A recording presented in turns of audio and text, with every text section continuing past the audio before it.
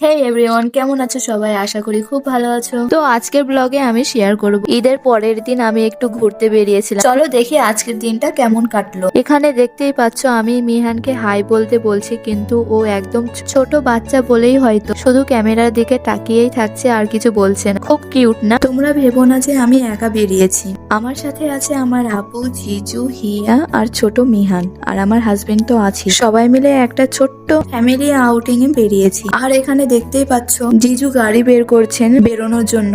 তারপর দেখতে দেখতে আমার হাজবেন্ড এসে গেল, এসে মিহানকে কোলে তুলে নিল। আর ও কি করছে জানো? চুপচাপ তাকিয়ে আছে ওর দিকে, মনে হচ্ছে ভাবছে এ কে, একটু ওয়াকার কিন্তু খুব কিউট একটা মোমেন্ট। এই তো সবাই মিলে গাড়িতে উঠে পড়লাম। যাওয়ার সময় এতটাই এক্সাইটমেন্ট ছিল যে মনে হচ্ছিল অনেক অনেক জায়গায় ঘুরবো আজ, কিন্তু কি হলো সেটা জানতে হলে পুরো ভিডিওটা দেখতেই হবে।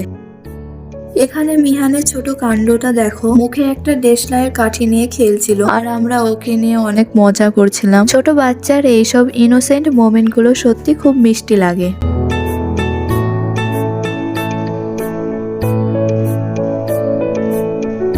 ভাগ্যিস আমরা এই সময়টাতেই গিয়েছিলাম, না হলে এত সুন্দর দৃশ্যটা দেখতেই পারতাম না। পুরো সানসেটটা অসাধারণ লাগছিল। তাই আর দেরি না করে সুন্দর মুহূর্তটা মোবাইলে ক্যাপচার করে নিলাম। আর এই যে যেটার জন্য তোমাদের পুরো ভিডিওটা দেখতে বলছিলাম, রাস্তায় এমন জ্যাম ছিল যে বোঝানোর মতো না। ঈদের পরের দিন, তাই তোমরা নিজেরাই ভাবতে পারো কতটা ভিড় হতে পারে। না কোনো গাড়ি ঠিক মতো যেতে পারছে, না আসতে পারছে। সব মিলে পুরো একটা ট্রাফিক অ্যাডভেঞ্চার হয়ে গেল। প্রথমে তো আমরা খুব এক্সাইটেড ছিলাম, গান, হাসি, গল্প সব চলছিল, কিন্তু আস্তে আস্তে যখন বুঝতে পারলাম এই জ্যামটার কোনো শেষ নেই, তখন হাসিটা একটু একটু করে অন্যতে পরিণত হলো। বিশ্বাস করবে, এই একটা রাস্তা পার করতে প্রায় 3 ঘন্টা লেগে গেল। শেষ পর্যন্ত কি হলো, ঘোরার প্ল্যান সব ক্যান্সেল, আর আমরা গাড়ির মধ্যেই চুপচাপ সময়টা কাটিয়ে দিলাম। কিন্তু একটা কথা বলতেই হবে, এই আনএক্সপেক্টেড জার্নিটাও একটা আলাদা এক্সপিরিয়েন্স হয়ে থাকলো। ফ্যামিলি এর সাথে থাকলে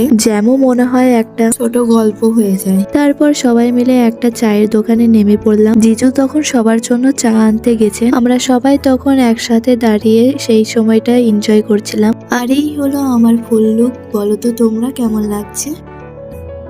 এই তো আপু চা খাচ্ছে আর আমি একটু মজা করে ওই সময়টা একটু ভিডিওতে ক্যাপচার করছিলাম।